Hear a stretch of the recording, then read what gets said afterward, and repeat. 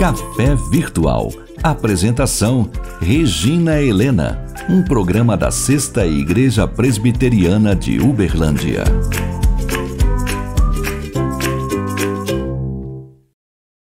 Olá, seja muito bem-vindo ao Café Virtual.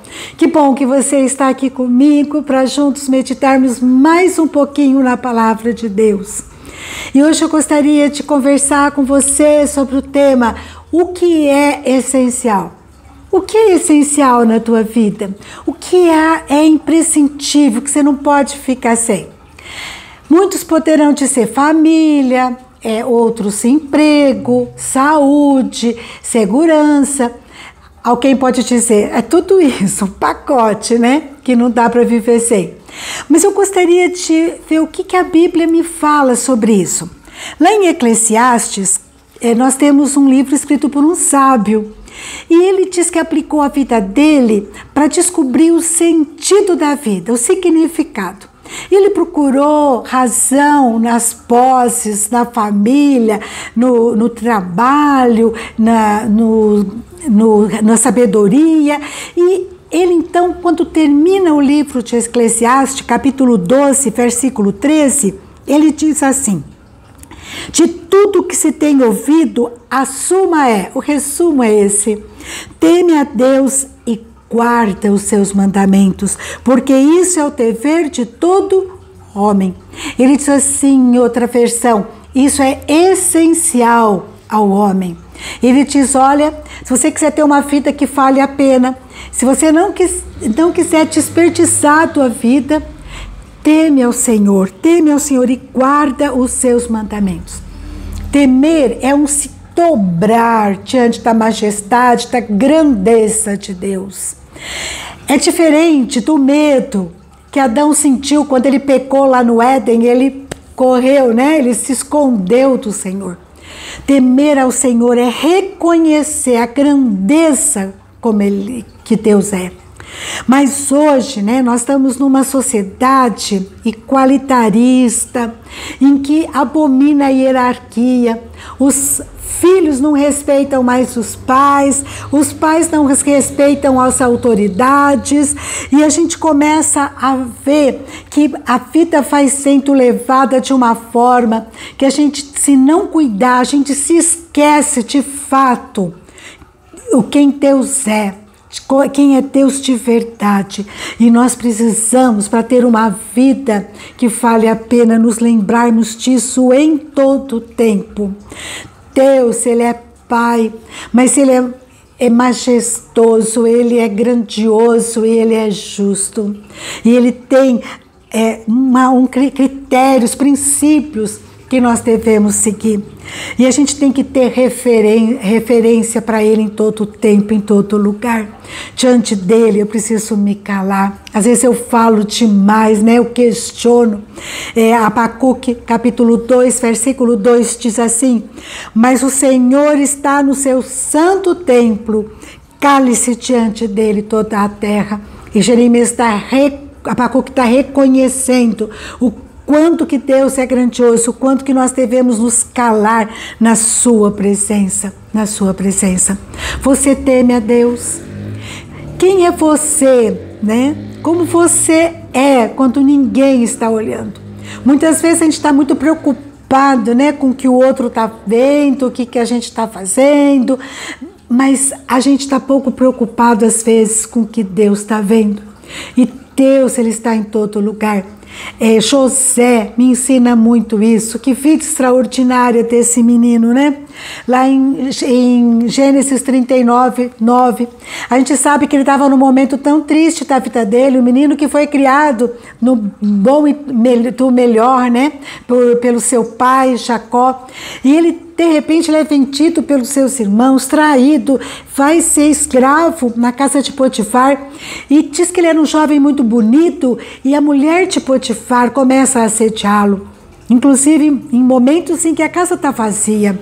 Mas José, ele se nega a pecar contra Deus. Ele diz assim lá em capítulo 39 de Gênesis, versículo 9: como, pois, cometeria eu tamanha maldade e pecaria contra Deus? Isso é um exemplo para nós, como nós devemos ter o temor a Deus, com aquele temor de disposição, de agradá-lo a todo, cumprir a sua vontade, obedecê-lo em todo o tempo. Josué, capítulo 24, versículo 14, ele fala para o povo de Israel: agora, pois, presta atenção, povo, né? O que vocês têm que fazer é temer ao Senhor e servi-o com integridade e fidelidade. Integridade e fidelidade, como Paulo diz lá em 2 Coríntios, capítulo 7, versículo 1, temer a Deus aperfeiçoa a santidade. A gente vai buscar um caminho íntegro, um caminho que a gente seja fiel, e nós somos transformados por Deus, tratados por Deus. Então, em cada momento, cada atitude, decisão, a gente dá por trás das nossas decisões o temor a Deus. Eu lembrei de uma história da filha de uma amiga. Ela passou com muita dificuldade numa faculdade pública e ela foi estudar lá numa outra cidade contando os dinheirinho. E um dia ela estava precisando de um pouco de dinheiro para pagar umas dívidas, e ela vai no banheiro e ela encontra um rolinho de dinheiro, que era exatamente o que ajudaria muito a vida financeira dela naquele momento. E ela fica numa alegria, conta para os colegas, tudo, mas à noite, a hora que ela vai dormir, ela ajoelha antes de deitar, e ela então ora, e Deus fala ao coração dela: alguém perdeu e está precisando desse dinheiro. E ela então no dia seguinte, né, ela vai no escritório perto desse banheiro de uma professora e fala: eu achei esse dinheiro aqui ontem, a senhora sabe se alguém perdeu? E ela disse assim: a faxineira perdeu, ela estava desesperada, precisa muito desse dinheiro. Ela devolveu, saiu de lá muito triste, né? Porque ela precisava daquele dinheiro. Mas ao mesmo tempo, com o coração leve, em paz, ela estava fazendo aquilo que ela sentia que era da vontade de Deus, que agradava a Deus. Na semana seguinte, ela foi chamada na diretoria. A diretoria tinha recebido um pedido de uma multinacional para eles citarem, né, indicarem um aluno para um cargo da área dela, da área dessa menina que ela estava fazendo a faculdade, e esse cargo daria um salário mensal no valor de 5 vezes a mais do que o dinheiro que ela tinha encontrado e devolvido. E esse cargo, além de aperfeiçoar a vida dela acadêmica, enriquecer, poderia ter promoções no futuro.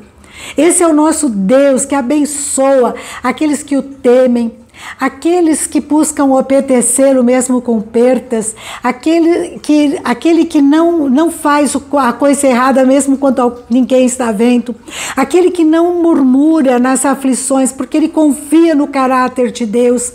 Ele sabe que Deus, ele é soberano, que um dia vai fazer sentido.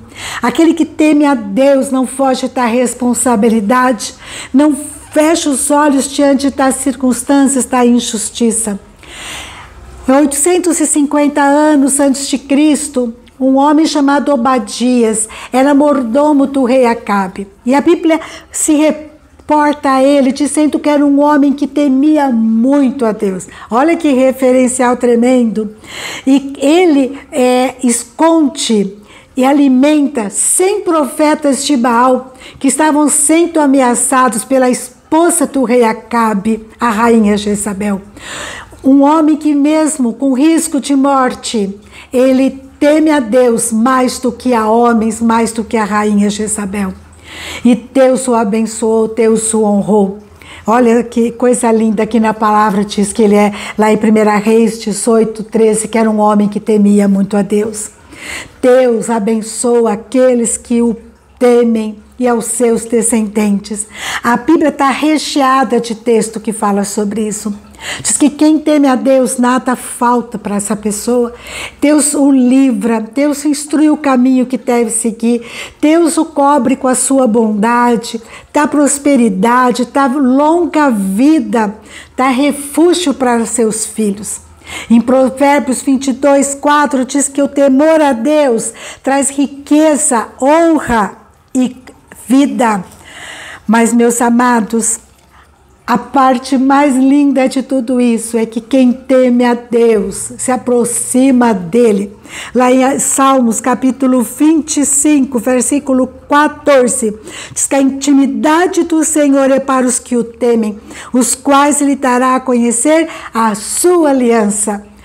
Ai, como é bom, né? Temer a Deus, você ter intimidade com Deus, comunhão com Ele e receber dele, Ele confiar em você segredos para aqueles que o temem. O temor a Deus não nos afasta dele, pelo contrário, nos aproxima dele. O medo é que nos afasta. Eu não sei se você é exemplo de Adão, está se afastando de Deus, deixou de orar, está triste porque pecou. Nós temos lá em 1 João 1,9 que Deus, Ele é justo, Ele perdoa todos aqueles que se arrependem e pedem perdão. Ele nos perdoa de todo pecado. Então, chega na presença dEle e pede perdão a Ele e creia no seu perdão e continue orando, continue buscando. Não tenha medo, tenha temor. Busque o Senhor, busque a vontade dEle em todo o tempo. Longe de pessoas ou perto de pessoas, em todo o tempo, nas aflições, nas lutas, na alegria, nas perseguições. Busque o Senhor, busque fazer a vontade dEle com fidelidade e integridade. E Deus vai estar nos abençoando e estaremos cada dia mais próximo dEle. Amém? E isso que importa e deve ser o nosso maior alvo, estarmos cada dia mais perto da bondade do Senhor, da presença do Senhor e da sua vontade, fazendo aquilo que lhe agrada. E assim nós teremos uma vida realmente que vale a pena, sem desperdiçar, como diz o autor de Eclesiastes. Isso é essencial, o temor a Deus, para uma vida que realmente vale a pena ser vivida. Amém? Até a próxima, se Deus quiser.